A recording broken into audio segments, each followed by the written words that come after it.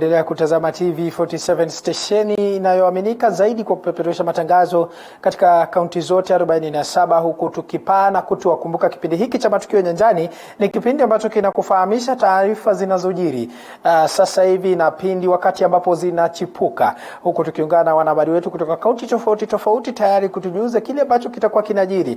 Mimi ni mtangazaji wako Paul Kirobi na ambaye atakuwa katika meza ya ishara anafahamika kama Faith Chepchide.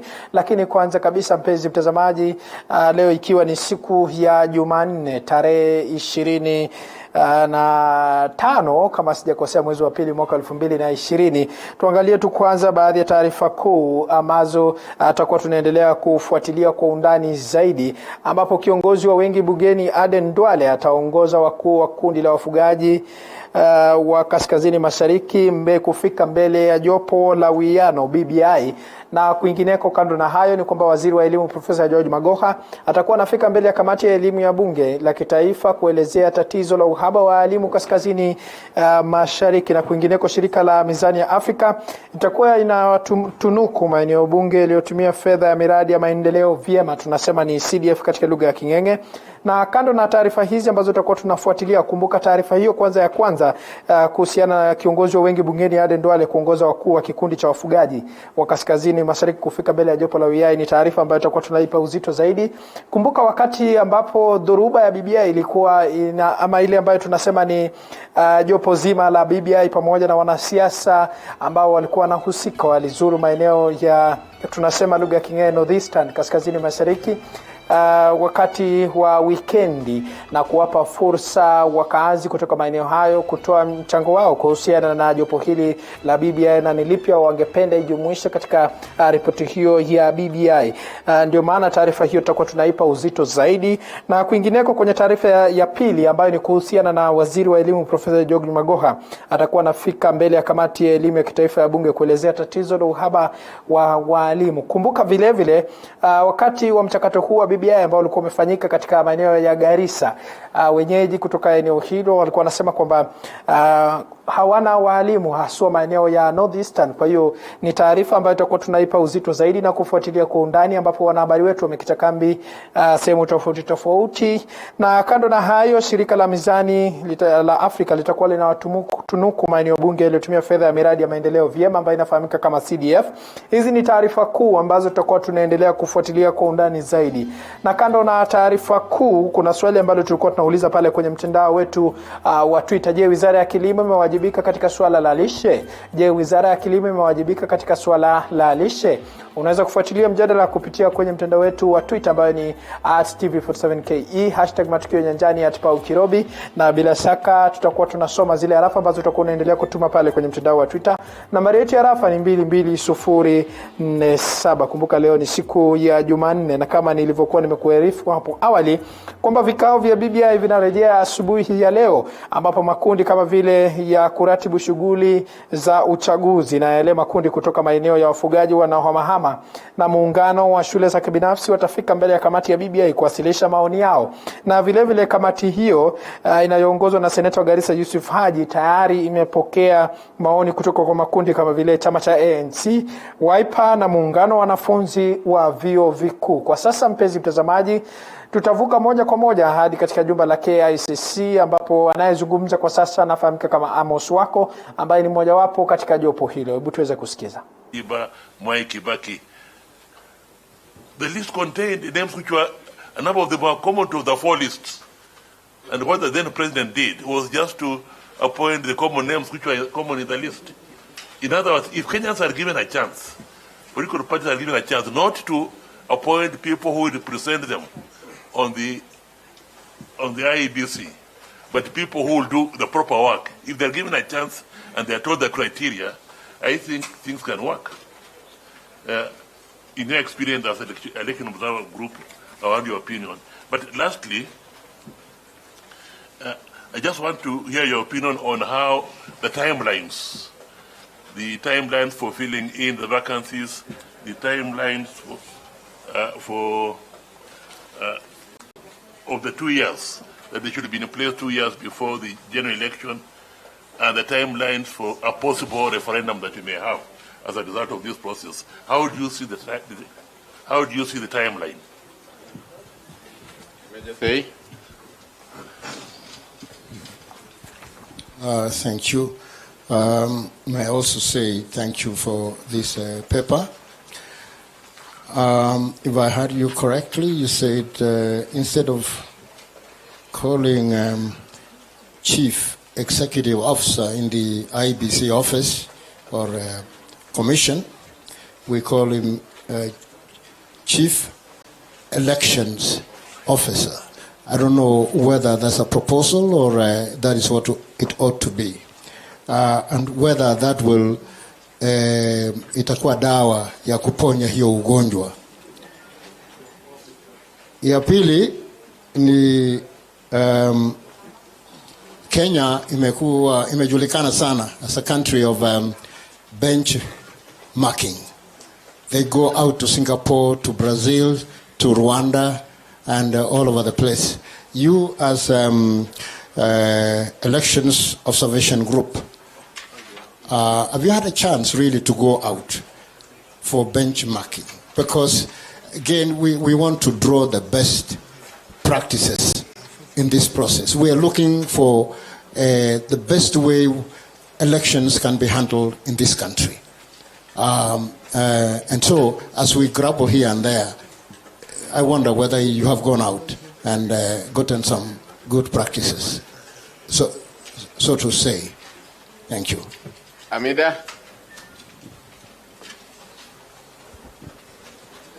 Thank you, Chair. Not more than 2 questions. No, just one question. Thank you, Chair. Just one question and an observation. When you talk about the commission or the secretariat, there are directors involved. Directors of voter education, voter registration, legal, and the rest. Any observation on that? Because I realize you haven't really touched on that. Because the directors are the ones who carry out the elections, not the CEO. CEO is just the supervisor, but then it's the directors are the ones who are in charge. Just one or two observations regarding the directors. Thank you. Okay, Regina and team, please take 10 minutes as you answer. Musau, you told us that these commissioners should not go home. What do you have to say to the fact that 4 of them voluntarily left office? They fired the CEO. Don't you see something is just terribly wrong? Okay, thank you very much. I think Mule has understressed the position that there's individual culpability where things go wrong. And I think that's a principle that should apply.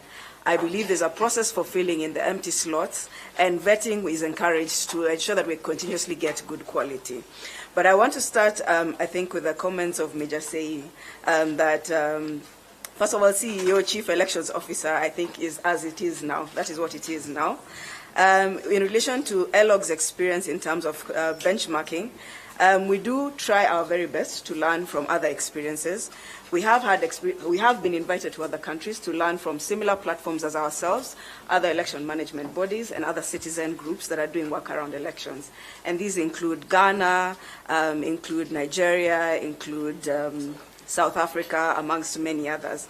In addition to that, we have a regional structure that brings together the citizen observer groups in the region, in East and Horn of Africa, and ELOG is actually the current secretariat. So we also occasionally meet and share our experiences, learn from each other, see what's working, what's possible, etc. So we're also very keen now in the elections that are happening in the region. We have Tanzania coming up, Uganda coming up, and Ethiopia, which is very exciting in our view as an experience. And we also network under an Africa network called AfioNet as well.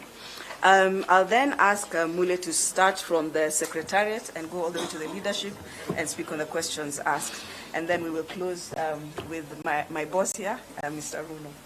Okay, let me be very quick because we have a very short time. The question on the directorate, that is part of the secretariat. We are, I think, as ELOG, we are okay with the task force recommendations that senior staff need to be vetted because they hold very key positions. So we have no problem with that. The only thing that we were saying is that let us have a clear mandate for that secretariat which has those directorates and what the commission is doing, or the commission itself. That will deal with the problem of the kind of the two centers of power in the commission. If you are very clear on the roles, so that the chair knows what they need to do, and the CEO also knows their responsibilities. On the question of the commission and the action that needs to be taken now, the Attorney General Emeritus had talked about, had asked a question about what we are proposing moving forward. We had said that we have a commission, just repeating what Regina is saying, we have a commission. Let us deal with that commission. Let us handle that commission. If there is a problem with the commission in terms of culpability of individuals, let us deal with it. But let us not throw, they say they're throwing the baby with what?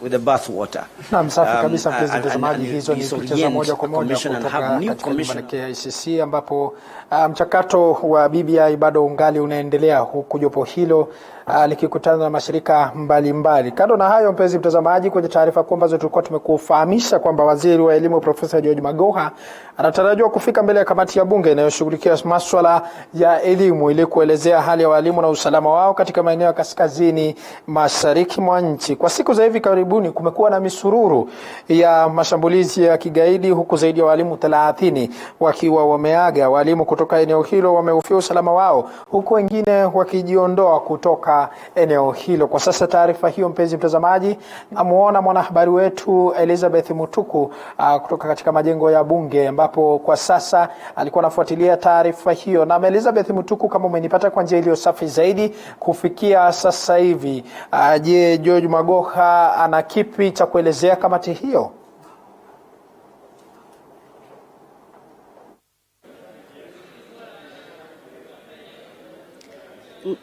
Namna kupata vyema Kirubi kutoka upande huo wa pili ambayo ni majengo ya bunge.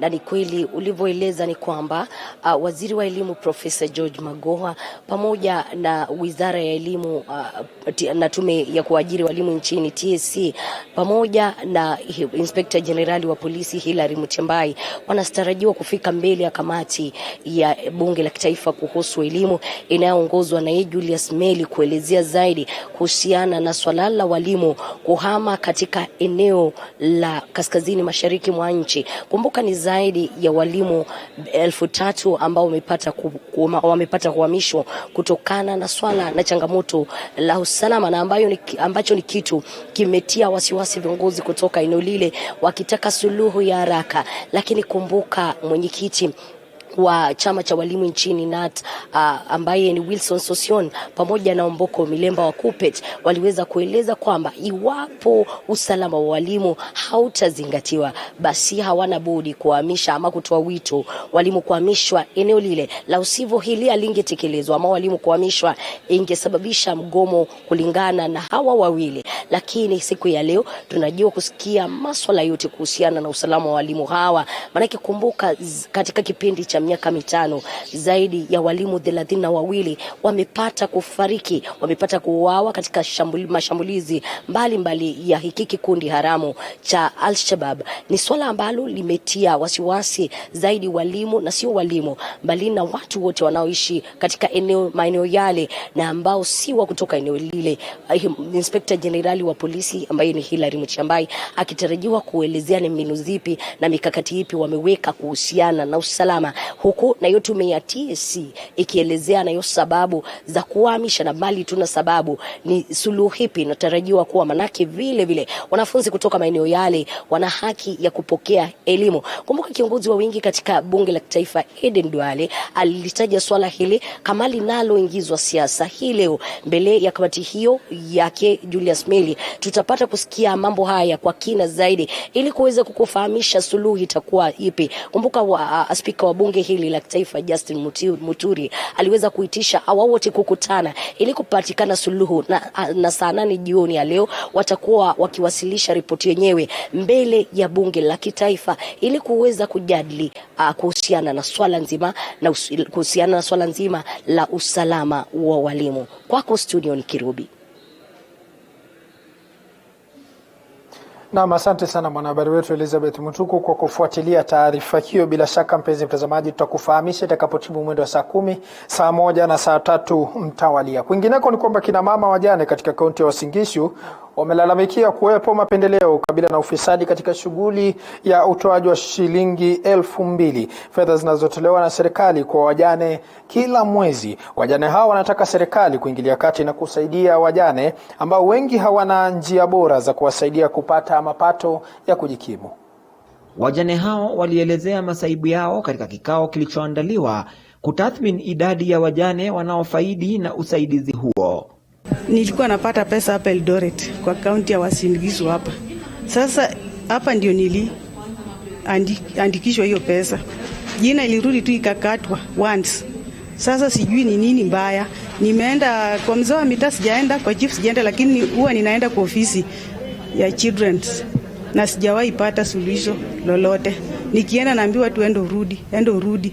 Sasa mwaka jana niliambiwa ningoje mpaka mwezi wa 3. Na hii pesa ya wamama wajane ambao wanapata, lakini chief mama mjane anapomuendea mwambie pesa iko na mwana gani, anamwambia hii pesa hakuna. Wazee wa mtaa wamechukua watu wao, relatives wao, watoto wao, mabibi za watoto wao ambao sio wajane, wamewapatia hizo pesa wanakula. Wamama wanaliwa, wanasema ya kwamba chief badala ya kuwasaidia na hao ndio wanao identify mashinani, wamewanyanyasa. Walielezea kukosa usaidizi katika afisi zingine za umma kuhusiana na lalama hizo, na sasa wanaitaka serikali ya kitaifa kuchunguza na kuwachukulia hatua machifu na manaibu wao pamoja na wazee wa mitaa wanaohusika kwenye ulaghai huo. Tunapewanga 2,000 kila mwezi. Sijawahi pata tangu mwaka jana. Ilikuwa mwezi wa 4. Lakini watu wanapata. Wenzangu wengine wanapata. Na mimi jina langu ilikuja tu ikatoka. Tulikuwa tukipigiwa simu, tuna wazee wa mitandi walikuwa wanakuja, wanatuambia pesa yenyu imetoka. Mara ya kwanza tulikuwa tunachukulia Huduma Center. Wakarudi wakatoa, tukaanza kuchukulia kwa bank. Alafu baadaye sasa ulikuwa unachukulia popote, yani kwa banki yoyote. Lakini sasa tena wakaleta mtindo mpya, kila mtu achague banki yenye anaweza pata pesa. Sasa wakati hiyo ndio tuliitwa, mimi kuangalia jina langu, si kupata jina langu, nikapata jina ilitolewa. Sasa sijui ni nini, makosa gani, na bado niko na watoto shule. Kwa hivyo tunashangaa sana na Kenya yetu hii, kwa sababu kama huyu mama mjane ananyanyaswa, atapata haki wapi?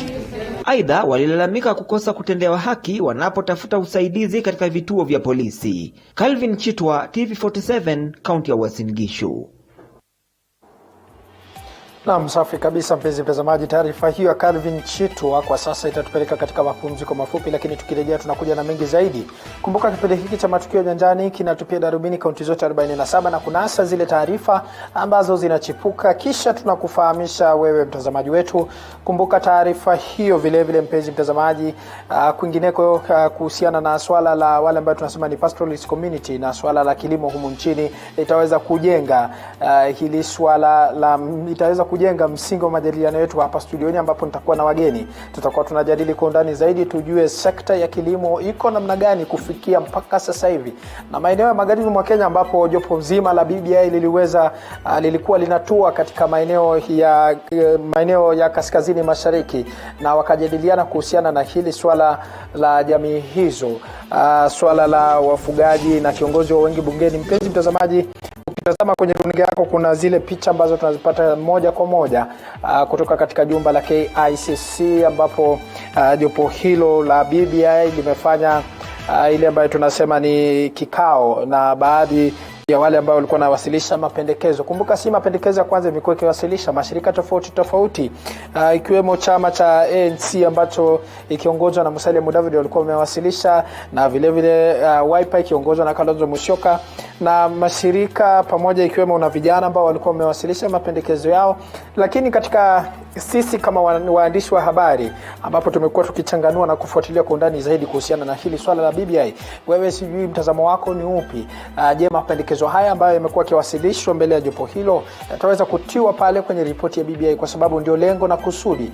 Na katika ile ambayo tunasema katika yale ambayo ni mahojiano ambayo yalikuwa yamefanyika mida za awali kuhusiana na kiongozi huyu wa Wiper Kalonzo Musyoka pamoja na kiongozi wa ANC Musalia Mudavadi, kuna yale mapendekezo ambayo yalikuwa yamewasilishwa. Wewe sijui mtazamo wako ni upi? Kwa sasa mpenzi mtazamaji, tutachukua mapumziko mafupi, lakini tukirejea tutarejea na taarifa kemkem, ikiwemo taarifa hiyo kuhusiana na jopo hilo la BBI ambalo limekutana katika jumba la KICC ambapo itakuwa inachukua mapendekezo. Kwa sasa mpenzi mtazamaji, tutachukua mapumziko mafupi, tukirejea tunakuja na mengi zaidi kutoka kaunti tofauti. Usiende mbali, kipindi hewani sasa hivi ni Matukio Nyanjani. Asante.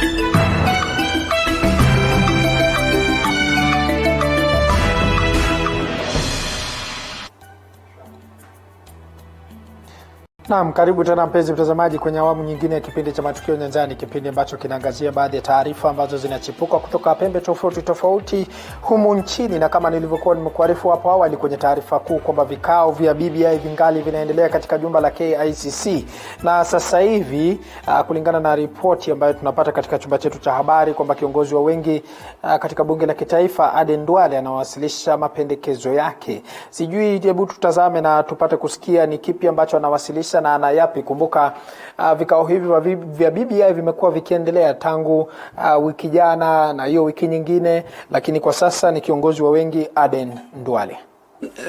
Issues we want to present, and we will present as a group one by one. And these are issues of representation, governance, land, security, inclusivity, shared prosperity, and education. and they are interconnected and should be addressed in a holistic manner. As a patron, I will pick only on two, which is representation and governance. And on the topic of representation, Mr. Chairman, the BBI report endorses the principle of one man, one vote in political representation. While we agree that each citizen's vote is of equal importance, we are concerned as the people of Kenya, who live in 80% of the landmass. How this principle can be applied. Kenya is defined in the Constitution with its people and land, and that's how the map of Kenya is defined. And therefore we propose that it must be used concurrently with the principle of 1 kilometer, 1 vote. And that is already provided for in Article 89 of the Constitution. We have constituencies like North Horr, which is 32,000 square kilometers. 32,000 for one member of parliament. While we have a constituency in Nairobi or in Mombasa, which is 8 square kilometers or 2 square kilometers, that a member can go through even using a boda within 20 minutes. When in North Horr, you need about a month or two to go through that constituency. So we, the pastoralists, are saying that there must be a harmonization between 1 man, 1 vote, and 1 kilometer, 1 vote. Finally, it's assumed that citizens are being fairly and accurately counted. The outcome of the last 2 censuses, Mr. Chairman, was challenged by the people from these 15 counties. For as long as population size is given such prominence in resource allocation, the census will remain a highly contested exercise. Our specific concern for the pastoralist counties is that Kenya National Bureau of Statistics has constantly failed to develop and apply appropriate methodology for the enumeration of the people that takes into account mobility, seasonality, and the impact of other factors such as the weather, conflict, and drought. We want a united and cohesive nation, Mr. Chairman, and reject any policy of exclusion. For these reasons, we oppose exclusive use of 1 man, 1 vote principle and propose that it must be concurrently and harmonized with 1 kilometer, 1 vote. We support Article 89 of the Constitution on the delimitation of electoral units and endorses the task force conclusion that the existing 290 constituencies be protected and protected seats for minorities should be preserved. Future delimitation of boundaries, Mr. Chairman, should take cognizance of these facts and comply with Article 89 of the Constitution.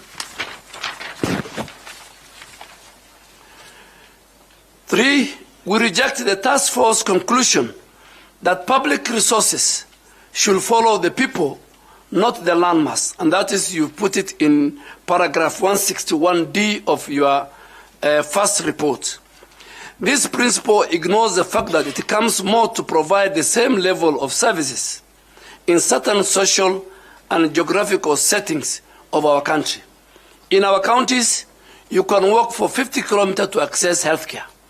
You can walk for 20 kilometers to find a school. That might be different in other setups in our country. Let me come to the governance. No, there's the last one. The last one is on representation. No ward, constituency, or counties should be merged in any boundary review. As the BBI report notes, boundaries have become a major focus of new conflict dynamics, and more so in the pastoral areas. All active boundary disputes be identified and swiftly resolved by the Constitutional Commission, which is IBC, and not by any other body in the executive. A process to enhance cohesion among border communities must also be put in place. On governance, Mr. Chairman, and that's my topic, division and violence have been synonymous with the presidential elections since the introduction of multi-party politics in Kenya in 1992. So we had divisive and post-election violence since 1992 because of since the advent of multi-party politics. To have peaceful elections, a cohesive and inclusive nation, we, the Pastoralist Parliamentary Group, proposes the introduction of a pure parliamentary system of governance in Kenya. The political contest, Mr. Chairman, should be mainly at the constituency level. Kenyans do not fight at the constituency member of parliament. They don't fight because of senatorial seat. They don't fight because of gubernatorial seat. They don't fight because of county assembly seats. Kenyans fight every year because every election because of the presidential elections. It becomes ethnic, it becomes individual. And for us to solve that problem, we propose a pure parliamentary system where the contest will be at the constituency level. And the party or coalition of party members in parliament with the majority should form government. And in that case, in a parliamentary system, every Kenya, Mr. Chairman, will have a chance to lead this country. I am the leader of majority not because of individual votes.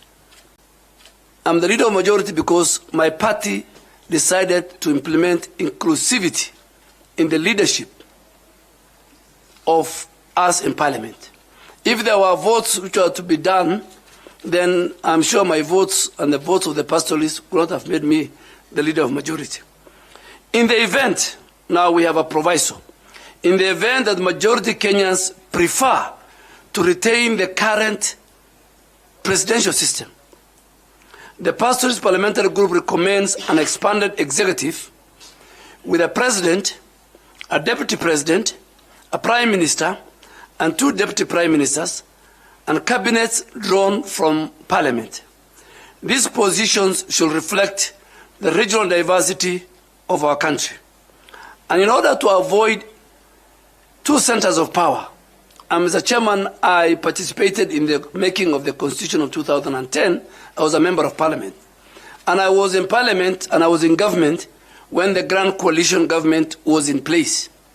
And I'm sure those of us, you included, we knew the negative impact of 2 centers of power. So in order to avoid 2 centers of power, the Prime Minister, we recommend in the expanded presidential system, the Prime Minister must be nominated by the President and approved by Parliament. We cannot have the cake and eat it. We either have a pure presidential system of government that we have and improve it, or we go to the extreme end and develop a pure parliamentary system of government. I think a mongrel system where we have a prime minister with powers equal to that of the president, then those of us who were in government and who were in parliament when the Grand Coalition government was there, then we will have a very unstable government because of the 2 centers of power. Further, Mr. Chairman, we recommend that devolution remains as it is and that any further devolution can only be downwards. So we reject the concept of regional governments. Because today the people of Marsabit in the old constitution used to report to Embu. The people of Mandera used to report to Garissa. The people of Lamu used to report to Mombasa. The people of Elgeyo Marakwet and Turkana used to report to Nakuru. And the chairman, we vehemently oppose any extra tire upwards. We propose that if we have to devolve, then the word devolve means you go downwards. So we devolve resources and governance down to the people, to the constituency, and to the ward level. So there should be no regional government tie. We also recommend that no change to the tenure of governors. That just like the president, governors should only serve for 2 terms. There are a lot of issues, and I think if we removed a tenure of office for a president because of what we saw in the previous government, that was creating an imperial presidency, then even at the county level, we don't want to create an imperial governor that can stay with the people for over 20 years. Let governors comply with the current constitutional provision. So they should serve for a maximum of 10 years. Corruption is the biggest enemy of development in our counties and at the national level. We recommend stiffer penalties and enforcement of the proposed laws on conflict of interest, as well as speedy conclusion of corruption cases by the judiciary. I think the judiciary must up its game. The other independent institutions must also up their game. In the interest of unity, cohesion, and reconciliation, finally, Mr. Chairman, the recommendation of this pastor's parliamentary group is that the following reports must be implemented in full. TJRC report. You cannot, and I want to say it categorically on behalf of my colleagues, you cannot unite the people of Kenya if they will not forgive each other, as recommended by TJRC. The president in 2015, I think, in his State of the Nation address, apologized on behalf of all the previous governments. But if you look at the report, that report, there was 10 billion allocated, that report must be implemented. And as a leader of majority and a member who sits in the House Business Committee, I am ready to introduce that report for Parliament to discuss it. But the implementation bit of it is with the executive. And the former Attorney General will agree with me that his predecessor was leading a committee for implementation. 2, we must implement the Kliger report if we want electoral reforms. Kliger report recommends that we must have the IBC Commission in office 2 years to the general election. The biggest mistake we have been making is we are putting men and women to run the management of our elections 6 months, 8 months to the election. So we need to have the people to run our elections to be in office 2 years before the general election so that they can learn the ropes within the electoral management system. And finally, land is very emotive. So for you to address land issues in this country, and let us not bury our heads in the sand, and let's not make this committee a cosmetic committee. I'm sure you are receiving so many recommendations, myriad of valid recommendations, how to harmonize and make sure each of the 47 counties and the people who live and the tribes are contented.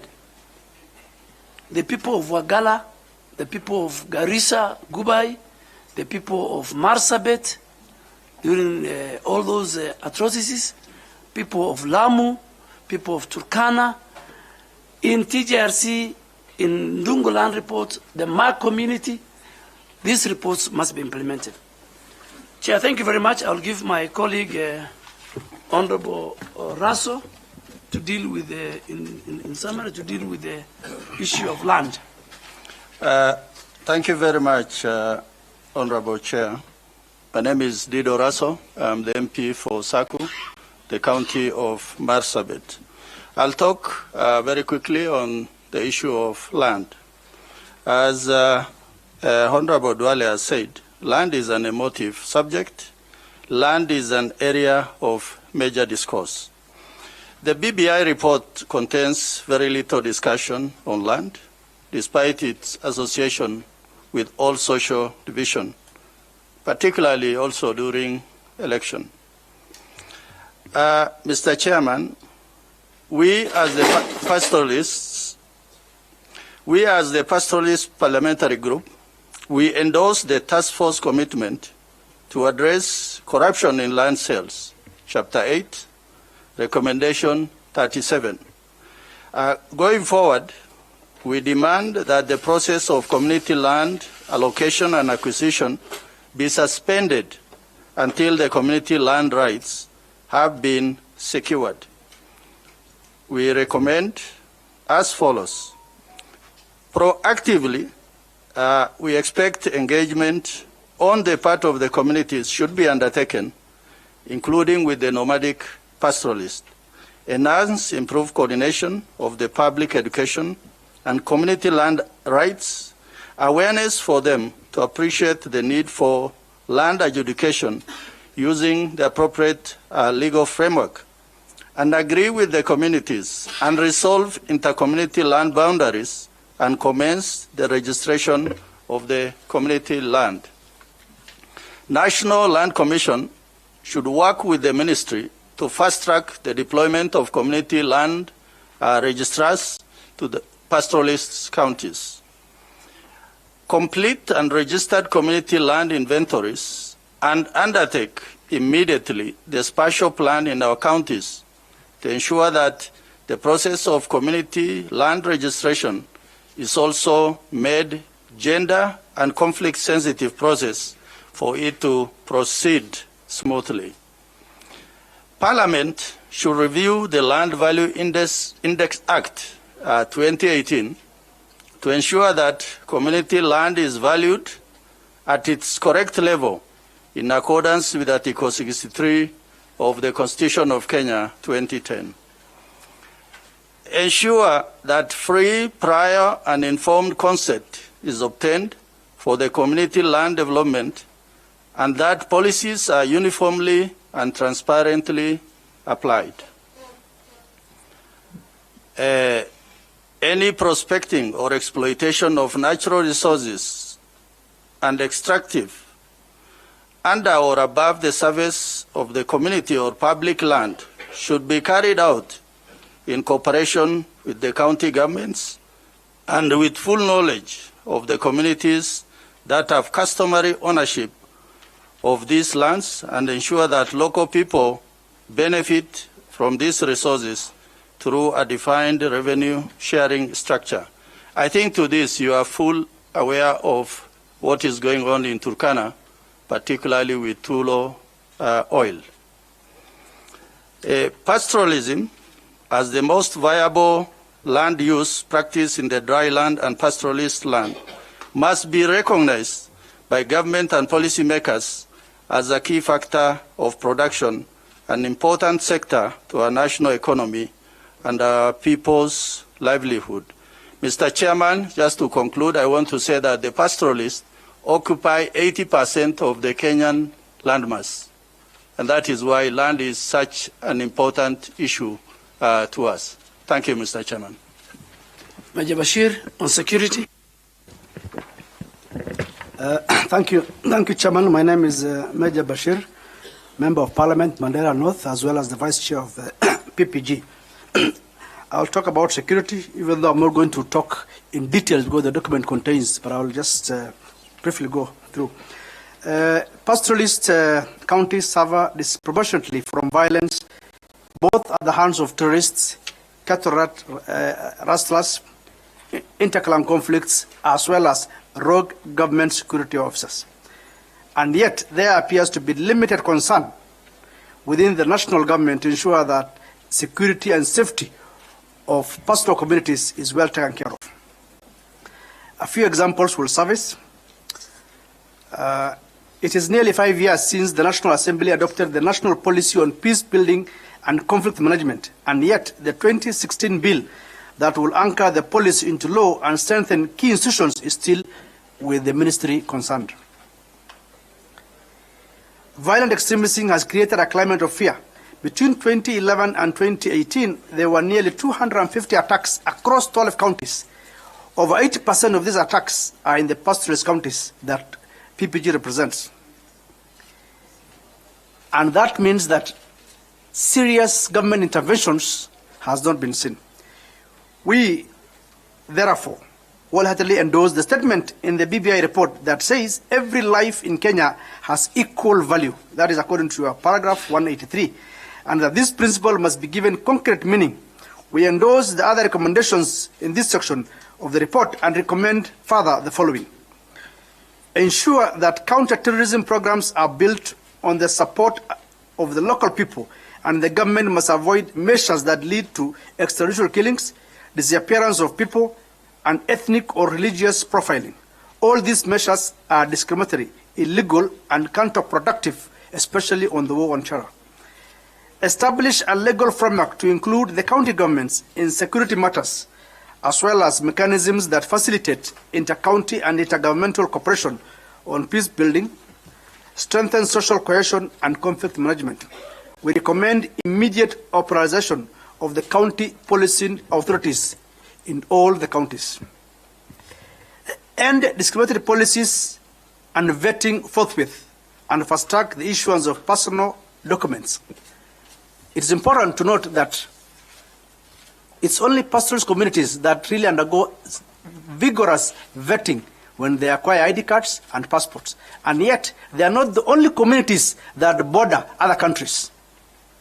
There are communities which border in Busia, the ones that border in Tanzania, yet they don't undergo vetting. So this is extremely discriminatory, and we want that thing completely done away with it. We can't have only pastoralists to be vetted, and yet other communities border other countries as well. Spearhead a policy and legislative agenda to eliminate livestock theft, which has been commercialized and politicized well beyond its original cultural roots. Strengthen alternative dispute resolution mechanisms which have proved their worth. Link elders and religious leaders with formal mediation processes and recognize their role within our legal system. Lastly, treat drug dealers and their subsidiaries as murderers, given their impact on our youth, and put the necessary legislation in place to enforce this and eradicate its use in Kenya. Thank you very much. Honorable Sankok, on inclusivity. Thank you very much, my leader. I'm David Ole Sankok, representing persons with disability and a pastoralist by birth. We support the task force emphasis on more inclusivity. However, we cannot build a united Kenya if certain groups within society are not understood or not accepted by their fellow Kenyans. In countless large and small ways, the right of those people living in northern Kenya and pastoralist communities in the coast region to be counted as Kenyans is constantly undermined. The pastoralists and other minorities are discriminated in the access of government documents such as national identity cards, passport, and birth certificate. It is only in pastoralist minorities and Kenyan Muslim communities where a child is born in Kenya hospital, goes through Kenyan education system, and upon attaining the age of 18 is subjected to a tiresome and dehumanizing, ridiculous vetting process to prove their citizenship. It is this underlying prejudice and discrimination that result in marginalization and exclusion. It must be a... Na barabara kabisa, mpenzi mtazamaji, ukitazama kwenye runinga yako, taarifa ambazo zinatufikia kwa sasa ni kwamba Seneta wa Narok Ledama Olekina amekamatwa na maafisa kutoka DCI kufuatia matamshi yanayosemekana kuwa ya chuki. Kumbuka taarifa hizi ni habari za sasa ambazo zimetufikia katika chumba chetu cha habari kwamba Seneta wa Narok Ledama Olekina tayari ameshakamatwa na maafisa kutoka idara ya upelelezi DCI. Taarifa hii, mpenzi mtazamaji, imetufikia kwa sasa katika chumba chetu cha habari kufuatia matamshi yanayosemekana kuwa ya chuki. Na kumbuka hivi karibuni kumekuwa na taarifa kadha wa kadha kufuatia misafara ya BBI. Seneta Ledama Olekina ambaye ni seneta wa Narok amekamatwa na maafisa kutoka idara ya DCI, idara ya upelelezi DCI, kufuatia matamshi ya chuki, aswa katika mchakato huu ama kivumbi cha ya BBI ambayo tunasema imekuwa ikizuru katika kaunti tofauti tofauti. Taarifa hizi ni taarifa ambazo zinatufikia kwa sasa kwamba seneta wa Narok Ledama Olekina amekamatwa na maafisa kutoka idara ya upelelezi ya DCI kufuatia matamshi yanayosemekana kuwa ya chuki. Kumbuka swala hili la BBI limekuwa likizua hisia kinsani haswa miongoni mwa viongozi kutoka katika kaunti tofauti tofauti. Kumbuka hivi majuzi weekend iliyopita jopo hilo la BBI pamoja na kikundi kizima cha BBI lilikuwa limezuru kaunti ya Narok anakotoka seneta wa kaunti hiyo Ledama Olekina. Kumbuka amekamatwa asubuhi ya leo kutoka na maafisa kutoka idara ya upelelezi ya DCI, na kama jinsi ambavyo nimekuarifu kwamba seneta wa Narok Ledama Olekina tayari amekamatwa na maafisa wa DCI kufuatia matamshi yanayosemekana kuwa ya chuki. Kumbuka hii imetokana na joto la BBI ambalo linaendelea kusheheni katika kaunti tofauti tofauti, na hivi weekend iliyopita jopo hilo la BBI lilitua katika kaunti ya Narok, na katika mchakato mzima wa BBI kumbuka kumekuwa na purukushani, vuta ni kuvute baina ya viongozi kuhusiana na ripoti hii ya BBI, huku wengine wakipinga na wengine wakiunga mkono. Kumbuka seneta huyo wa Narok Ledama Olekina ni seneta ambaye amekuwa akitoa matamshi katika mitandao ya kijamii na kuzungumza waziwazi. Kumbuka hizi ni taarifa ambazo zimetufikia sasa hivi katika chumba chetu cha habari kwamba seneta wa kaunti ya Narok Ledama Olekina ametiwa mbaroni na maafisa kutoka idara ya upelelezi ya DCI, na kama nilivyokuwa nimekuarifu kabla hatujavuka kwenye taarifa hii kuhusiana na BBI ambayo kwa sasa imekita kambi katika inachukua mapendekezo kutoka kwa kiongozi wa walio wengi bungeni Aden Duale.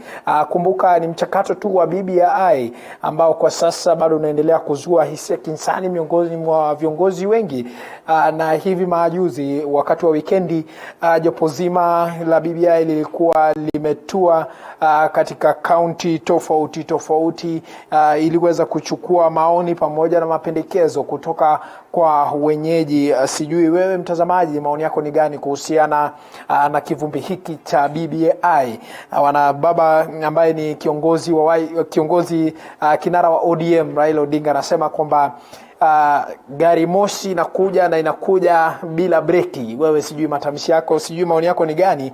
Nambari yetu ya rafa ni 22047 na unaweza kufuatilia taarifa hizi kupitia kwenye ile tovuti yetu ambayo ni www.tv47.co.ke, na vile vile mpenzi mtazamaji tutasoma zile arafa ambazo utakuwa unaendelea kutuma, na sisi hapa hatuna la ziada mpenzi mtazamaji. Kumbuka taarifa ambazo zimetufikia kwa sasa ni kufuatia kiongozi seneta wa kaunti ya Narok Ledama Olekina tayari ameshatiwa mbaroni na maafisa kutoka idara ya DCI. Taarifa hiyo mpenzi mtazamaji tutakuwa tunafuatilia kwa undani zaidi, kisha tutakuwa tunakujuza kile ambacho kitakuwa kinajiri. Bila shaka kumbuka sasa hivi mpenzi mtazamaji kipindi hewani ni Matukio Nyanjani, kipindi ambacho kinatupia darubini kaunti zote 47 na kunasa zile taarifa ambazo zinachipuka. Lakini kwa sasa mchakato mzima wa kuagiza mahindi humu nchini kutoka mataifa ya kigeni mwaka wa kifedha wa mwaka 2017 na mwaka 2018 umechukua mkondo mpya baada ya Wizara ya Kilimo kuwasilisha stakabadhi zisizowiana na zile za afisi ya mkurugenzi mkuu wa serikali, ikibainika huenda shilingi bilioni 1.6 zilipotea. Akihojiwa na kamati ya bunge la kitaifa kuhusu wasibu wa fedha za umma, katibu katika wizara hiyo Hamadi Boga alikabiliwa na kibarua kigomo kuelezea zilipo shilingi bilioni 1.6 kwa ukosefu wa stakabadhi zake. If you look at some of the figures, like for export trading company, it's 1 million. And another 1 million. And another 1 million. When you look at so what are you saying in short? So I'm saying there could be an error of some sort because of the quantities. Yeah. Which amounts to yes. Yeah. You're saying there could be an error of 1.6 billion in total because that's the figure in issue. But let me ask you some specific question. Come to this table again. Could you confirm to us, export trading, is it the same company up there also captured as export trading company? And then the export trading company Kenya Limited. Are those the same or different companies? Boga ameiambia kamati hiyo chini ya mwenyekiti wake Opiyo Wandayi kuwa fedha hizo huenda ziliingia katika mifuko ya matapeli kwenye wizara hiyo. At that time there was a crisis. And the Gazette notice that allowed duty-free importation allowed people to import it from anywhere. Can I put it to you that this maize was not from Uganda? It was usually maize being passed as Ugandan maize for purposes of evading tax. There was already a duty-free window which had been opened, so there is no reason. That we can follow through. Wabunge wakiibua maswali kuhusiana na wafanyabiashara sawa na wasagaji unga walioagiza mahindi, kibainika kuwa baadhi ya makampuni yaliyolipwa yalikuwa yamepigwa kalamu. Kadhalika, Boga ameiambia kamati hiyo kufikia sasa baadhi ya makampuni hayajapokea malipo yake licha ya fedha hizo kutolewa na Wizara ya Fedha. Yes, based on the evidence we have so far. Export trading and Heather and Mombasa maize millers, we have no records to show that we paid them. Just listen. Yes. Alternatively, the payments went out through the normal process. Yeah. But because there was no actual import that was being paid for, somebody later on went and destroyed them, the evidence. And that's most likely the situation.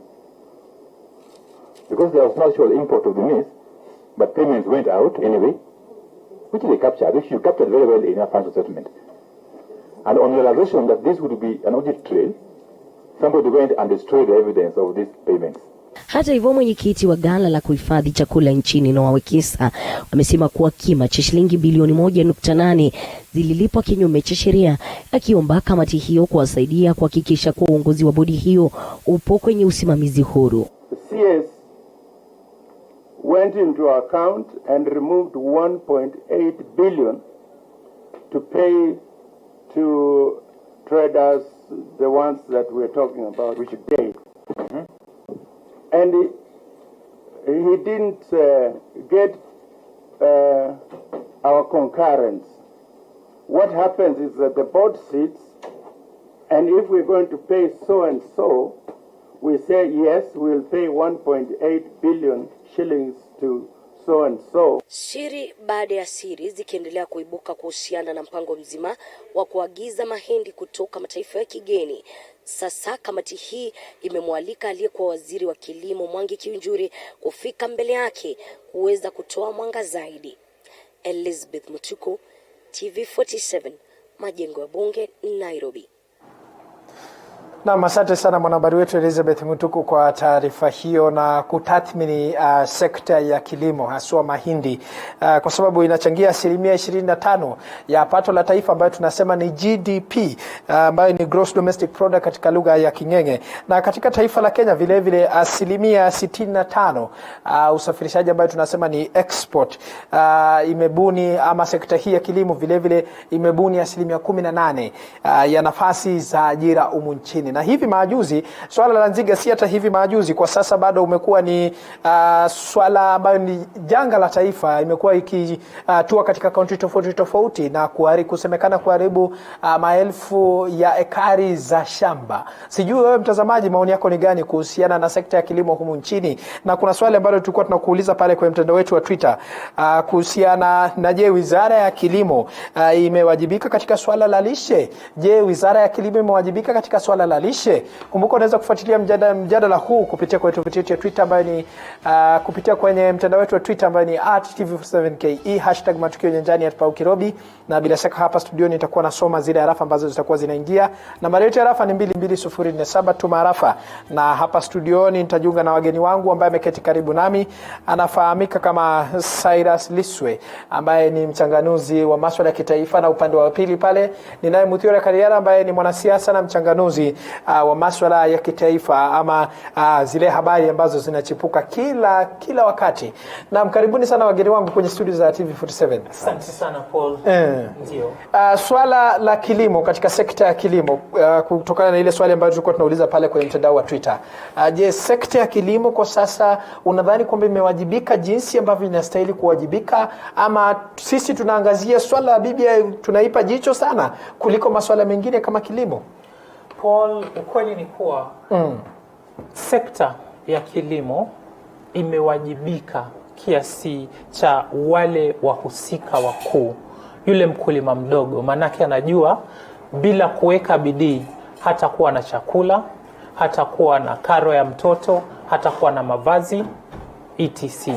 Lakini wale viongozi wa hiyo nyanja ndo wanakosa ule uadilifu unaohitajika ili kuinua hadhi ya ukulima Kenya. Tathmini hili katika takwimu ambazo zimetoka juzi za census. Ukulima, boma za Kenya zinachangia 52%. Hiyo ni zaidi ya nusu. Lakini ukiangalia ukubwa wa mashamba yanayotumika katika ukulima, nchi nzima ni 17% peke yake. Hiyo inakwambia nini? Inakwambia kwamba sera tulionayo kuhusiana na masuala ya ukulima iko upside down. Manake tukisema kwamba Kenya ni taifa linalotegemea kilimo, haiwezekani kuwa sera tulioweka dhidi ya matumizi ya mashamba inapatia wananchi 17% peke yake ya mashamba ili kufanya ukulima. Kwa hiyo ni kujibu lilouliza ni kwamba viongozi katika sekta ya ukulima hawajawajibika ipasavyo. Viongozi hawajawajibika. Ndio hivyo. Ukilinganisha aliyekuwa waziri wa kilimo Mwangi Kiunjuri na sasa hivi Peter Munya, je, kufikia sasa hivi wewe mtazamo wako ni upi kuhusiana na sekta hii ya kilimo, na iendeshe ipasavyo ama bado kuna vitu ambavyo anastahili kutia pale? Munya bado ni mgeni. Manake sidhani hata amemaliza miezi miwili tangu amechukua hatamu katika wizara ya kilimo. Kwa hiyo tumpe muda. Ndio kuna utani mitandaoni kwamba katika hii sekta ya ukulima ni kama tulimtoa mgonjwa tukamreplace na marehemu. Lakini ukweli ni kwamba anahitaji muda. Amekuja juzi, apewe muda. Tatizo ni kuwa amekuja wakati sekta ya ukulima na hasa hata tuseme usalama wa nchi iko under threat kutokana na hawa nzige ambao wamevamia nchi yetu.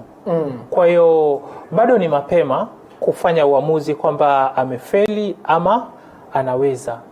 Lakini muda unavyozidi kwenda tutaweza kubaini kama kweli uteuzi wake ulikuwa unafaa. Naam, Bwana Cyrus, sijui kama utakubaliana kauli ya Muthiora Kariara akisema kwamba Bwana Peter Munya sasa hivi ni mgeni katika sekta hiyo. Tunapozungumzia kwamba mtu ni mgeni katika sekta hiyo, ni maanisha kwamba alitolewa katika wizara ambayo haikuwa inamfaa, ama ni mtu ashawaifanya kilimo na akapatiwa wizara nyingine? Asante. Langu litatofautiana na yeye kabisa. Kwa nini? Kwa asilimia ngapi? Sababu nakumbuka wakati aliteuliwa nilikuwa kwenye chombo kingine cha habari. Nikawaeleza wamemtoa Kiunjuri sawa, lakini hakuna mabadiliko Munya anaenda kuyaleta.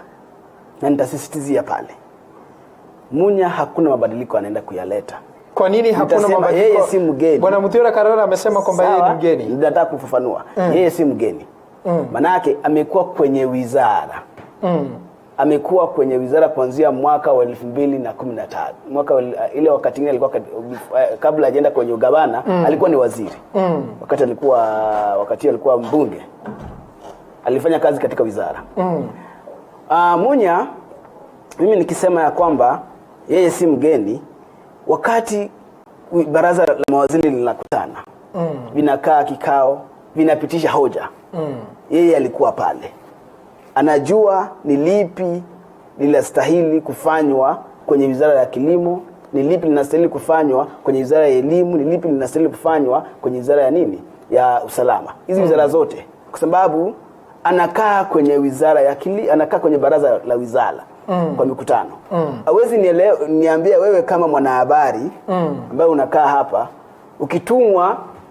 ukitumwa kwenye uwanja kutafuta ripoti kwa uwanja, hautafanya kazi yako kwa usalama sababu hujazoea uwanja. Hapana. Wewe ni mwanahabari na unaweza fanya kazi yako mahali popote pale. Licha ya changamoto za hapa na pale. Waweza bado kufanya kazi yako vizuri na ukaifanikisha vizuri. Langu ni kusema ya kwamba kwenye wizara ya kilimo kuna mikakati, what we call policies, ambazo zimekuwa kuanzia jadi. Haya ni mambo unaenda pale, unakaa chini, unaangalia ni yapi nitayatekeleza kwa mwananchi na ni yapi ambayo si ya dharura sitayatekeleza kwa mwananchi. Because wakati unateuliwa inaonyesha ya kwamba wewe una uwezo wa kutekeleza ile kazi. Haujateuliwa kutoka nje. Unajua Mudhori akiteuliwa yeye kama waziri sasa hivi, nitasema yeye ni mgeni, lazima ajifahamishe na zile ofisi. Lakini yeye Munya si mgeni, amekuwa pale kwenye system. So anaelewa vizuri. Ukimtoa mwalimu, kama useme unamtoa mwalimu hapa, unampeleka kwa shule nyingine, unampandisha madaraka. Hawezi niambie yule mwalimu ni mgeni pale, lazima akae kwenye system. Kwa hiyo ni madaraka alipandishwa tu. Yeye tu alisongeshwa tu from one sector to another sector. Ni kusongeshwa. Na hiyo ni kitu inaeleweka. Sasa yeye ilifaa atende kazi kulingana na vile inafaa paswa atende kazi. Na kwa sababu ya hizi kuteuliwa kwetu ni mambo ya kisiasa. Hatuangalii taaluma, hatuangalii tajriba ya mtu, tunaangalia ako pande gani ya kisiasa. Itakuwa wazi ya kwamba wakati Kiunjuri alitolewa, ilisemekana yeye ako katika mrengo wa naibu rais. Na kwa sababu kuna mambo ya kieleweke na tangatanga, basi yale yakachangia. Na Munya kuletwa pale. Unasema kwamba uteuzi umekuwa ukifanyika kwa kufuatia misingi ya kisiasa. Si kitu kingine. Si kitu kingine. Na ndiposa hatuwezi kuwa na uadilifu na utendakazi mzuri kwa wananchi kutoka kwa zile wizara ambazo tuko nazo. Bwana Muthiora Kariara amesema kwamba tumpe muda. Hakuna muda wa kupita muda ili tuweze kwangu nitasema hakuna muda wa kupeana. Kwa sababu gani? Wakenya tunaumia. Angalia, na mimi husema kila mara. Kila chama ambacho kinawania kupata uongozi wa nchi kinakuwa na manifesto. Na ukiangalia ile manifesto, vyama vinakuanga vimekaa chini, vimepanga manifesto yao. Tutasema mambo ya elimu, tutatekeleza mambo ya ukulima, tutatekeleza mambo ya stima, mambo ya hii. Chama cha Jubilee kilikuwa na manifesto, kikakuja na Big Four agenda. Big Four agenda ikawa na afya, miundo msingi, na kilimo kilikuwa ndani. Shikilia hapo kidogo tu nisikie kutoka kwa Bwana Muthiora. Nakubaliana na uwezo wake wa kufanya mjadala, lakini ni kosoe tu kidogo. Na kuhusiana na hili swala la uteuzi wa kimisingi ya kisiasa. Inavyoenda ni hivi. Kwa mfano mechi ya soka inachezwa dakika 90. Kwa hiyo kabla kipenga cha mwisho huwezi ukasema kwamba fulani kesha shinda. Ingawa anaweza akawa amepiga mabao 10 pengine. Sasa katika wizara ya kilimo, Munya bado ni mgeni. Tukiangalia hapa tunaongelea kuhusu pengine serikali nzima ya Jubilee kwamba imewajibika kivipi kuhusu kilimo. Tukichukua muktadha wa serikali nzima tutasema imefeli. Ndio maana ilikuwa ni rahisi kumsuta Kiunjuri, manake wakati wa mahindi aliboronga. Ukiangalia sekta ya sukari hivyo akaboronga na mengine mengi. Sasa ndio uteuzi unaofanywa umefanywa kwa misingi ya kisiasa na mapendeleo. Kwamba ikiwa humjui yule wa ndani itakuwa ni vigumu wewe kupata fursa hata uwe na gani. Kwa hiyo wakati mwingine inakuwa sio, wakati mwingine kila mara itakuwa ni changamoto. Manake ile expertise inahitajika katika sekta fulani haitavutiwa upande huo. Mtu atawekwa pale kwa sababu zingine ambazo sio lazima iwe kwamba ni utendakazi. Sasa hilo nakubaliana naye 100%.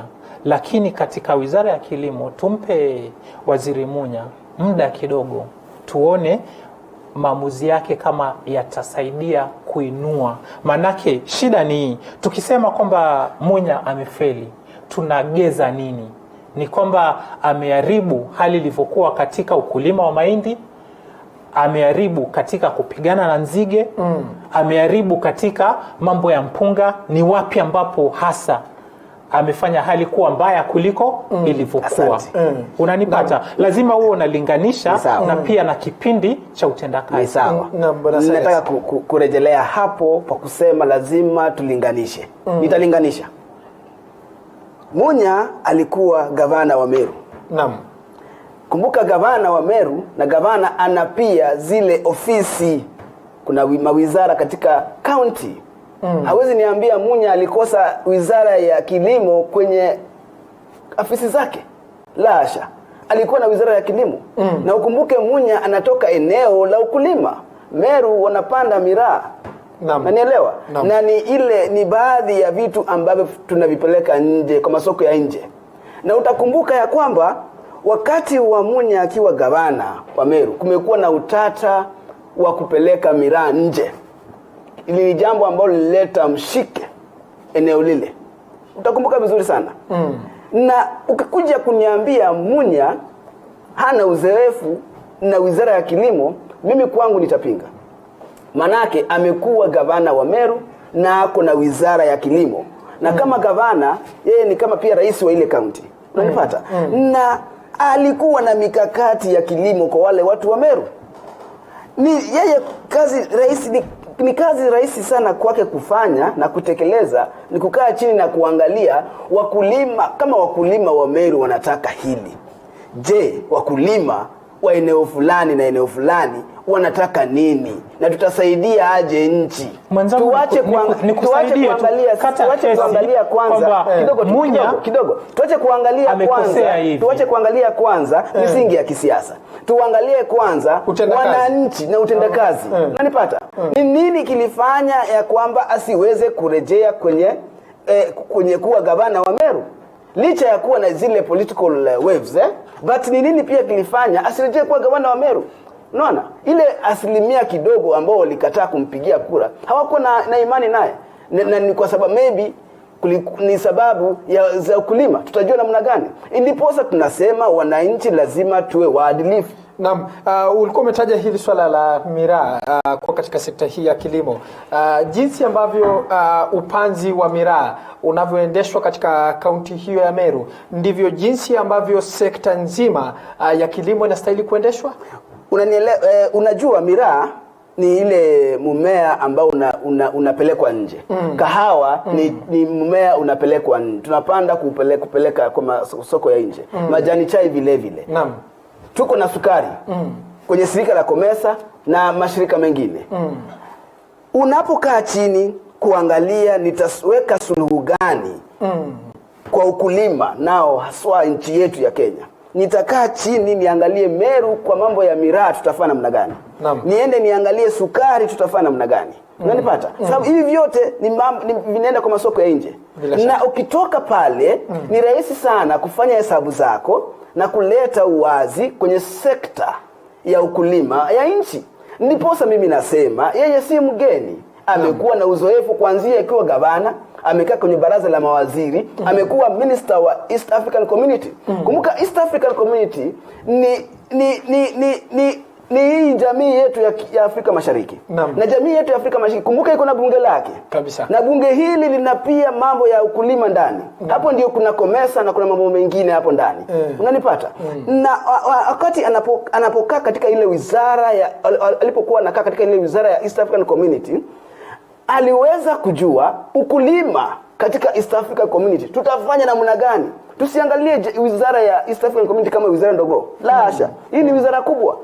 It is touching around the East African block. Unanielewa? Shikilia hapo na mimi nitarejea na swali lingine. Bwana Muthiora, umesikia vizuri waziwazi kuhusiana na Waziri Peter Munya. Ndio. Peter Munya ambavyo nimeelezea ni kwamba ni waziri mzoefu. Lakini utendakazi wake katika wizara ya kilimo unahitaji muda zaidi ili tuweze kufanya ile inaitwa analysis inafaa.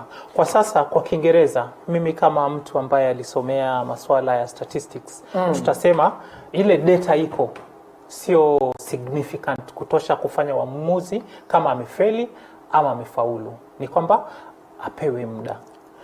Sasa ukiangalia mwanzo wake katika wizara mbalimbali lakini tunachoangazia hapa ni utendakazi wake katika wizara ya kilimo ambapo hajakawia kwa muda. Kwa hiyo tuipe muda. Sawa, tuone maamuzi yake kama yatasaidia kilimo Kenya kuinuka. Angalia hili, tangu amekuwa waziri katika wizara ya kilimo kuna mabadiliko kadhaa ambayo yamefanyika. Unakumbuka kuna fedha ambazo zimeelekezwa upande wa mpunga, kuna fedha zimeelekezwa upande wa kahawa, chai. Unakumbuka wakulima hawa wafugaji wakati wamekuwa wakisumbuka na bei ya maziwa, kumekuwa na intervention ambayo imefanywa kuhakikisha kwamba bei ya maziwa inapanda kidogo ili kumuinua mkulima. Haya yametokea baada ya Kiunjuri kuondoka, wakati hatamu ziko katika mikono ya Munya. Kwa hiyo mimi nikiangalia ameanza vema, lakini bado ni mapema sana sisi kusema kwamba hajaimudu kazi katika wizara ya kilimo. Sasa swala kuu wakati huu ni kuhusu hawa nzige. Naam. Hilo lipo na ni tatizo, na tunavyojua ni kuwa wamekuwa wanajaribu kupambana na hawa nzige. Na hata jana serikali ya Ujerumani imetoa msaada kwa serikali ya Kenya, nafikiri zaidi ya milioni 350 ili kwenda katika vita dhidi ya hawa nzige. Manake hawa nzige sio sisi tumejiletea, ni janga ambalo ni la kimataifa, kutoka Ethiopia, Yemen, huko kote wameathirika.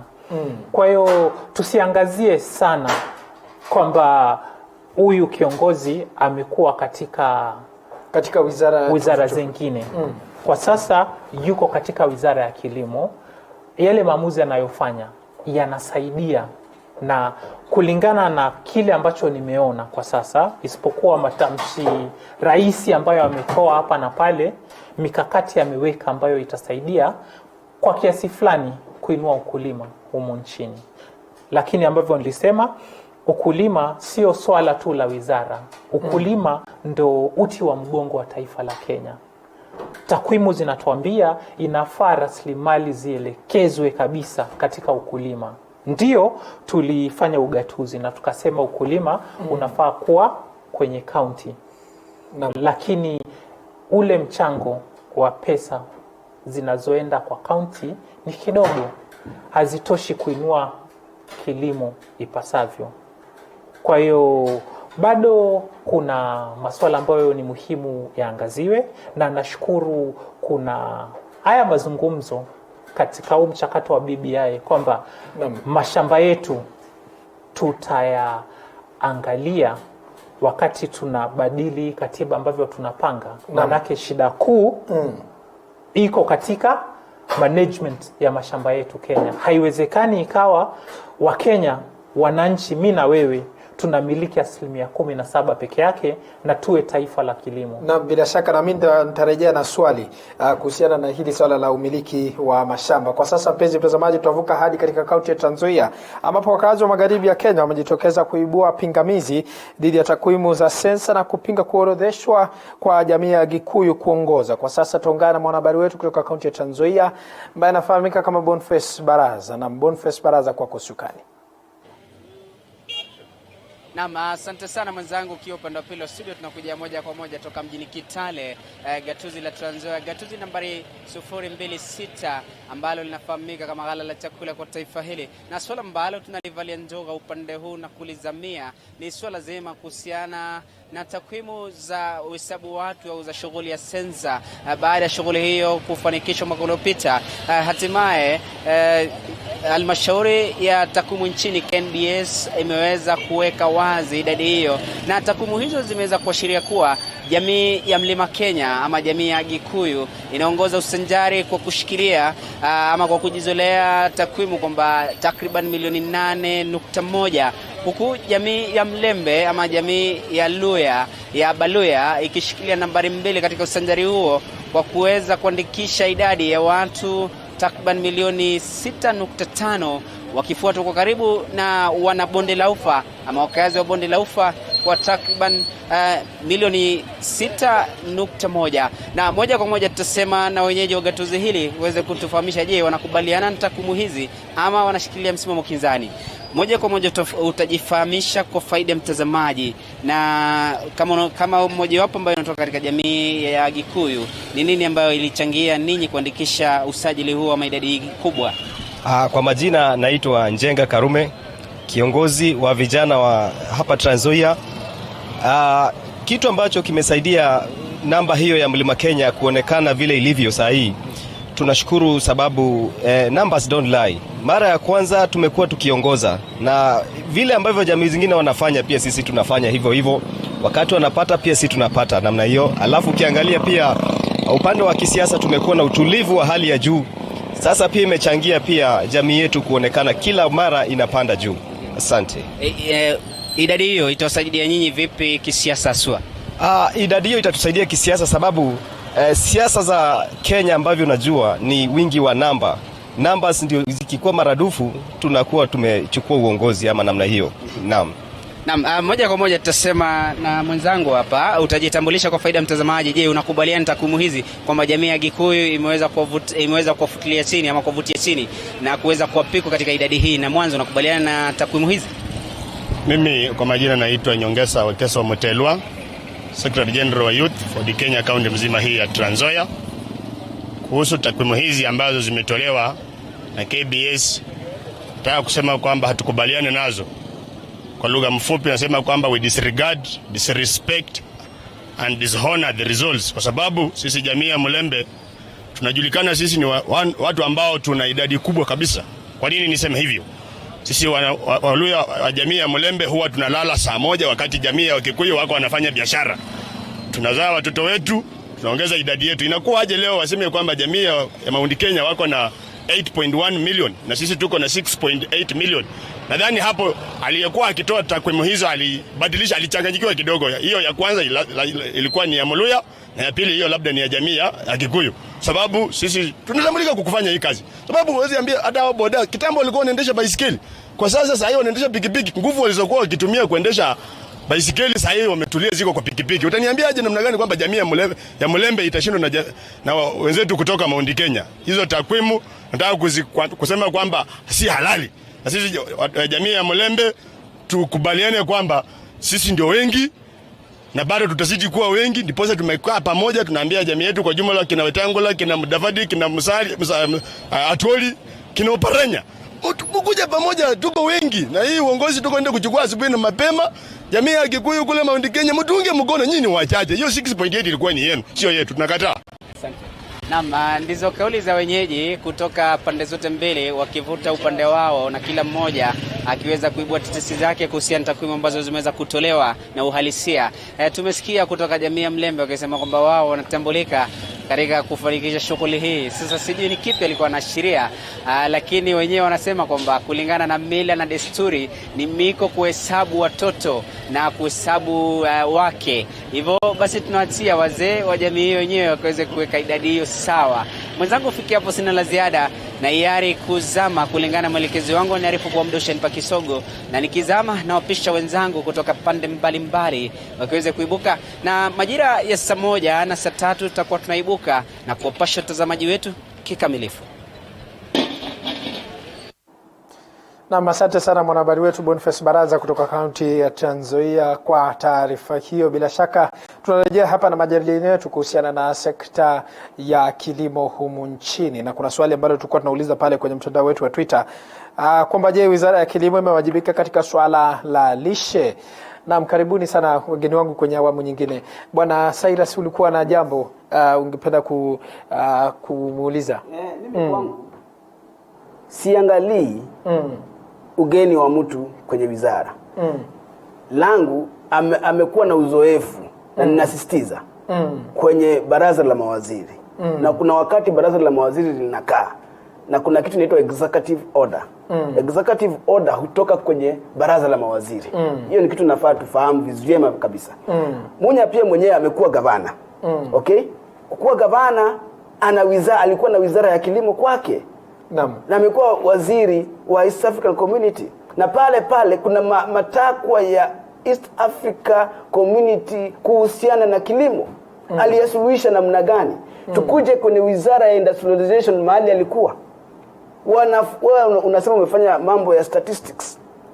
Wanafunzi wangapi graduate kila mwaka kwenye university zetu? Ni zaidi ya 20,000. Ni nini mikakati ipi aliweka pale ya kazi kwa maafala? Hakuna.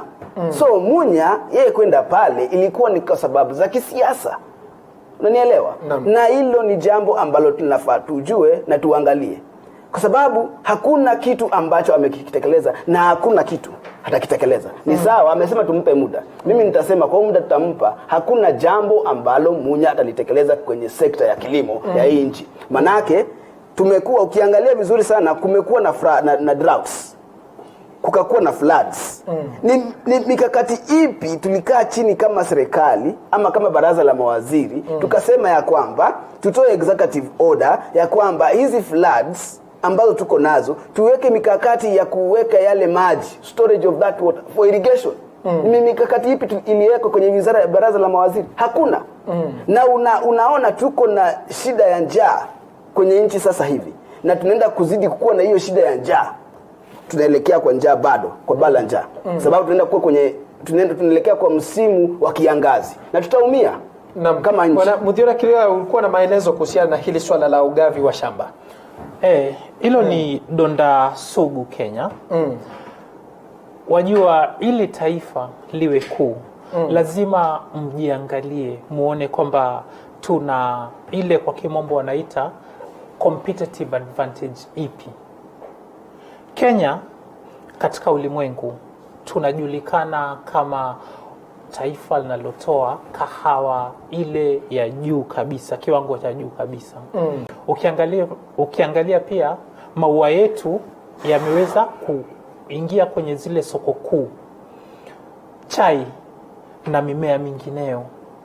Sasa kama taifa ili tuendelee, maanake hatuwezi tukashindana na China au Japani ikija ni masuala ya teknolojia ama Marekani.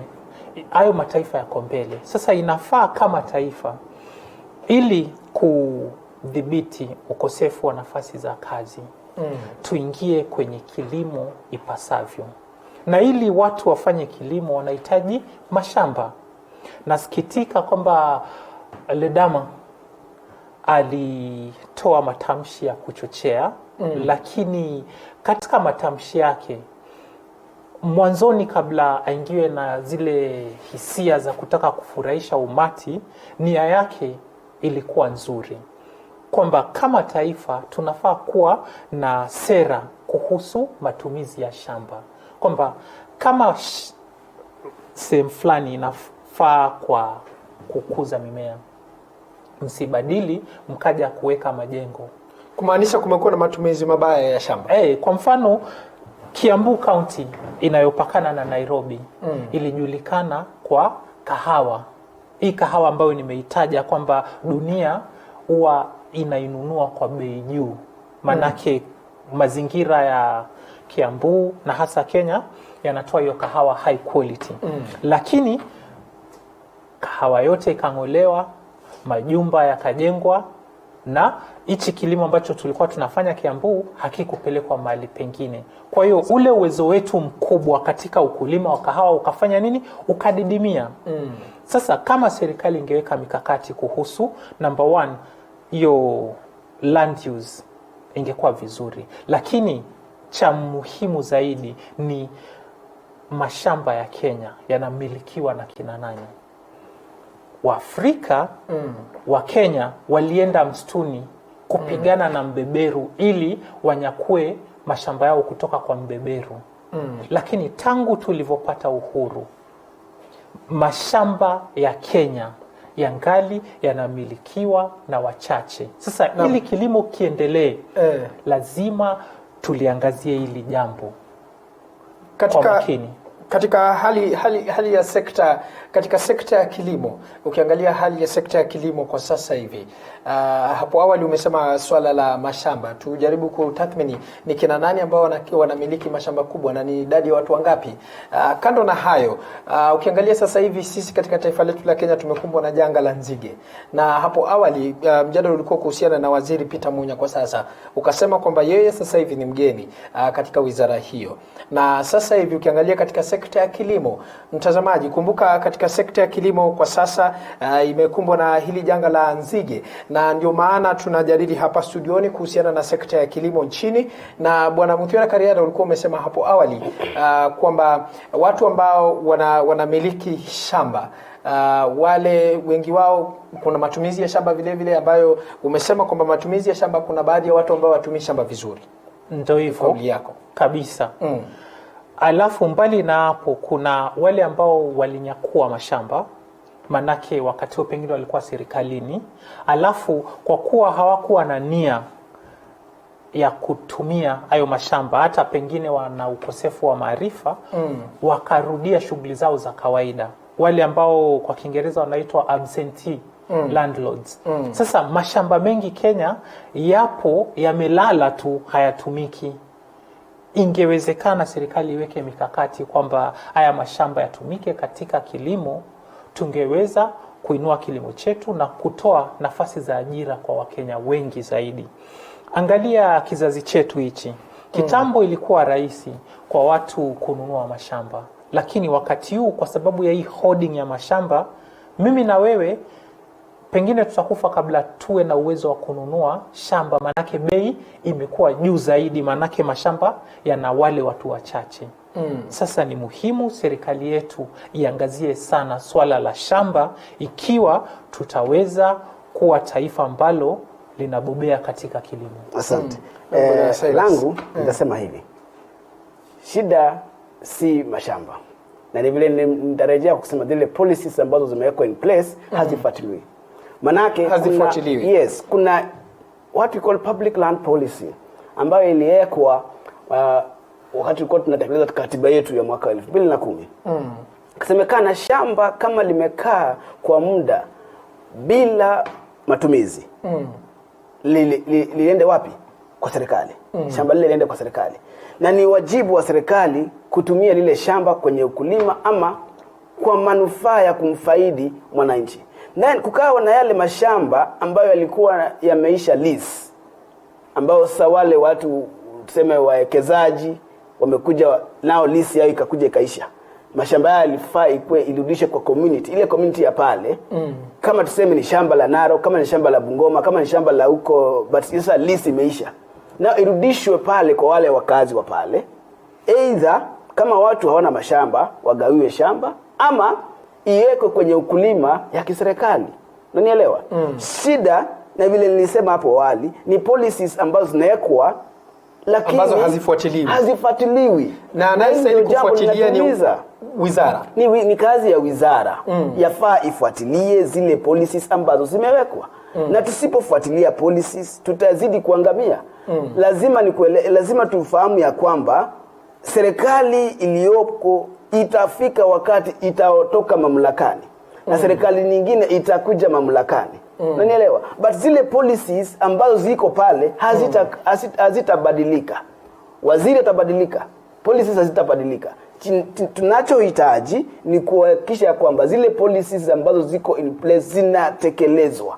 Ndiposa tutakuwa sawa, tuko sawa. Na jambo lingine ambalo ningekubaliana naye kidogo ni kwamba ndio Kiambu ilikuwa ni sehemu ya ukulima, lakini siku hizi manyumba yanajengwa. Kila kukucha tunaona gorofa, kila kukicha tunaona mall, kila kukicha tunaona nini. Naona sehemu hizi inakuja ina affect now the food in the country.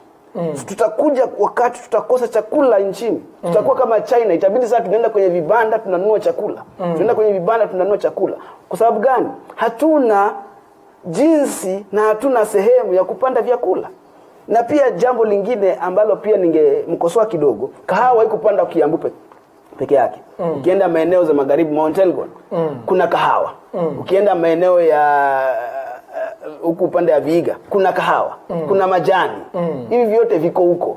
Ni hii tu muktadha ya watu kusema ilikuwa sehemu fulani. Ndiposa unapata rais anaenda mahali pale anasema nitawalipa hawa wakulima wa kahawa. Na nasahau kuna wakulima wengine pia wa kahawa sehemu zingine. Unaona? Sasa hii mambo ya discrimination and segregation ndio inafanya pia ukulima haiko bora nchini, sababu uongozi pia imekuwa na segregation. Unaona? So yafaa tukae chini tuangalie. Twende kwenye maabara ya kisayansi. Kuna what we call soil pH.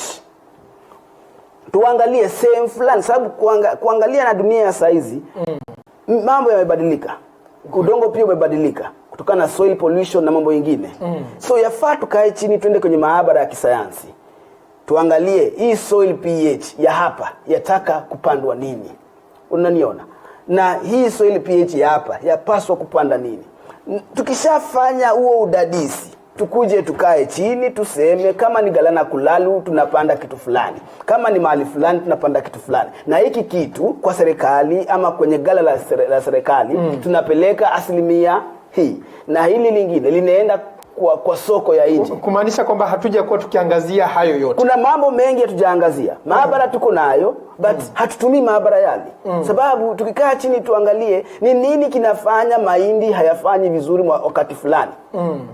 Tukienda chini kwa uwazi tutagundua ya kwamba hakuna udadisi ambao umefanywa kwenye mchanga ule. Lazima tuende tukae chini kwenye maabara yetu. Tuangalie hii soil pH ya hapa inahitaji kupandwa nini, na inahitaji mbolea gani, na inahitaji mbegu gani. Ni mahindi sawa, kuna 515, kuna 513, sawa. Tuweke mahindi aina gani hapa? Maanisha tukiangazia hayo yote tutakuwa tumepiga jeki sekta ya kilimo nchini. Tukiangazia hayo tutapiga jeki sekta ya kulima nchini. Na tukuje pia tuangalie mashamba ambayo watu wanaamka na kuanza kujenga malls. Wanajenga nini? Tuangalie kizazi kizacho. Kitaishi namna gani? Kitakula nini? Tusijenge tu manyumba hapa na pale. Kitu kingine pia kinafanya watu hatuwezi pata mashamba ni kwa sababu vijana wengi hawana kazi. Lakini ukitaka hata shamba, hata ukitaka shamba 1200 na hiyo ni quota, unaweza kupeleka mahali kwa Bungoma ukanunua shamba lako. Sasa kitu kinafanya watu wasinunue mashamba ni ukosefu wa ajira. Watu hawana hela, vijana hawana hela. Wataenda kununua wapi? Mashamba. Unapata wazee wako na mashamba. Kwa sababu gani? Waliishi ile miaka ya kitambo. Na wako na yale mashamba. Wewe kijana ambaye we form the 75% of the population, ni wengi hawana ajira, hawana zile fedha kidogo. Na Mdhiora Karira, na mimi nitarejea na swali kwako kama iwapo umekubaliana na kauli yake kuhusiana na haya yote ambayo amezungumzia, ikiwemo soil pH ambayo anasema katika lugha ya King'enge, haya yote yakitupiwa darubini, je, tutaweza kupiga jeki sekta ya kilimo nchini na kuhakikisha kwamba kuna uzalishaji? Na sasa hivi ambapo waziri Peter Munya ameingia, ni mabadiliko yapi ambayo anastahili kuangazia? Je, ni kiwemo kile ambacho amezungumzia ili kuleta mabadiliko ya masura mpya katika sekta ya kilimo nchini? Nitarejea na hiyo swali, lakini kwa sasa mpenzi mtazamaji, tunachukua mapumziko mafupi. Tukirejea tunarejea na mada yetu hapa studioni. Usiende mbali, kumbuka kipindi hewani sasa hivi ni Matukio Nyanjani, kipindi ambacho kinatupia darubini kaunti zote 47 na kunasa zile taarifa ambazo zinachipuka. Asante.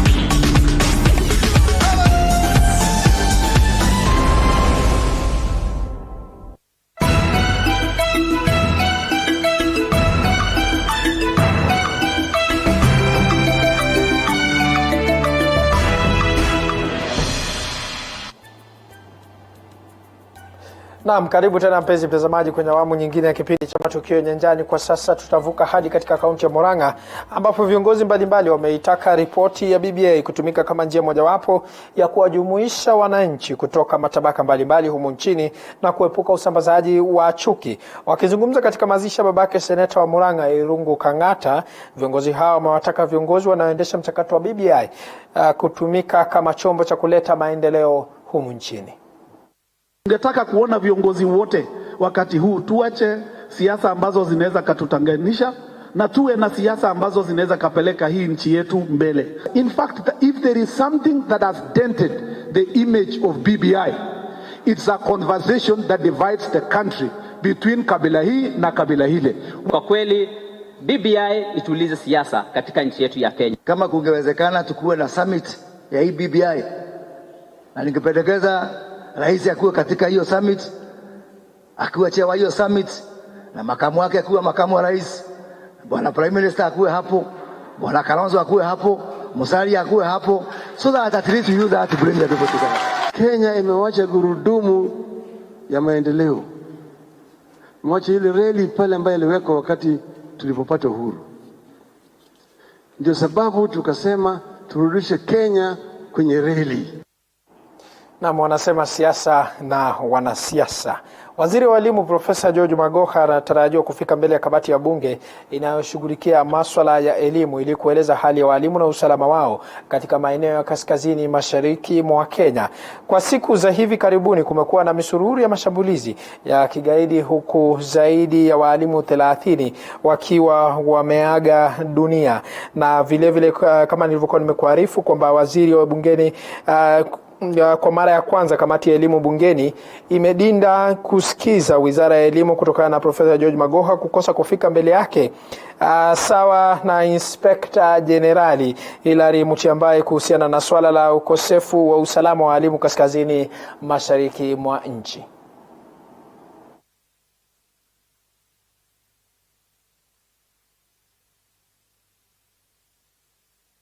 Regarding the withdrawal of teachers from Northeastern region by the Teacher Service Commission. I think that statement was sought.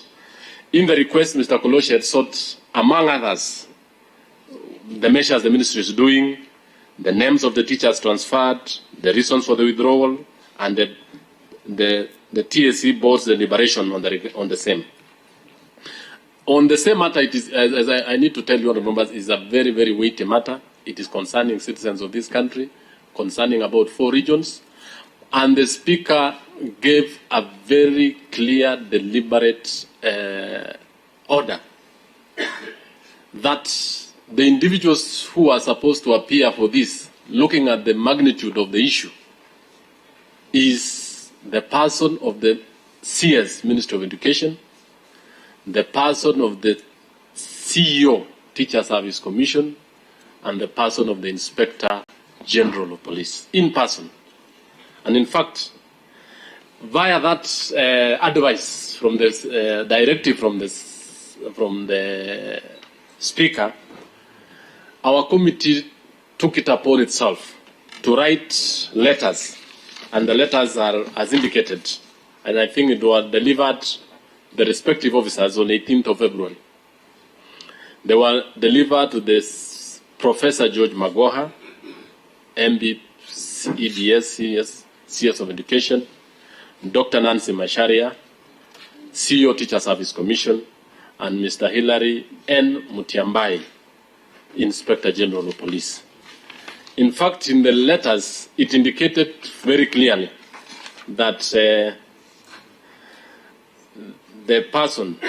the Speaker deemed that this matter was urgent. That is the letter to the respective officers, that this matter was urgent and of great national importance. He therefore directed that you be invited to appear in person. And I want you, honourable members, to note that you appear in person before the Departmental Committee on Education and Research to shed light on the issues raised in the statement that fall under your respective mandates. So, having guided and advised this committee very well,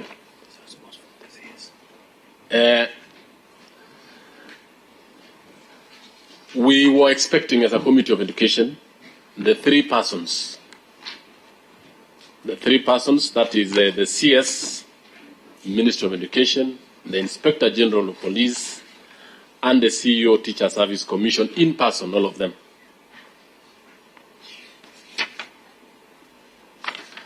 I think the CEO has just come in.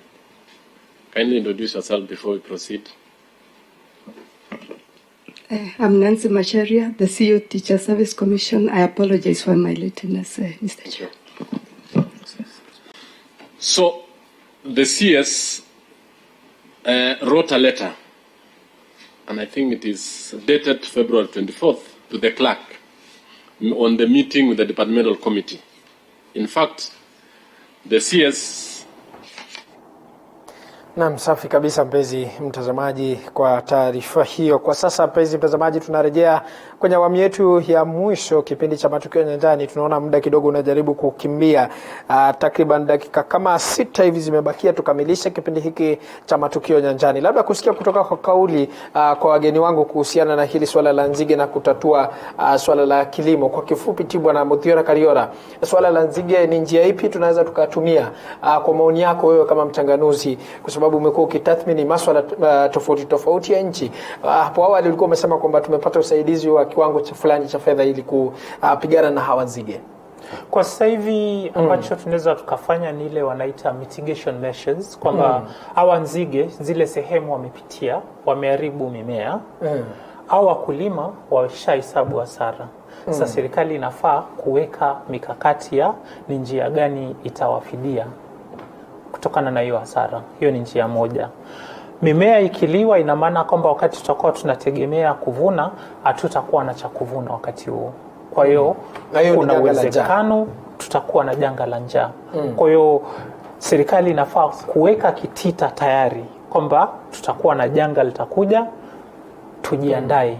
Tusingoje wakati huo ufike alafu tuanze kujikuna kichwa kwamba huo wakati umepita.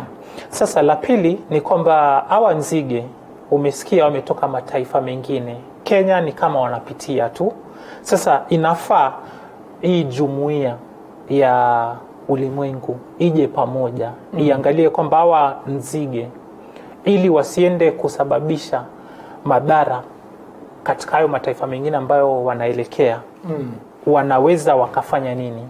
Ulisikia kwamba njia rahisi ni kwamba wanyunyiziwe ili yale mayai ambayo wanaenda wakitaga katika hiyo njia yao yasije yakawa nzige.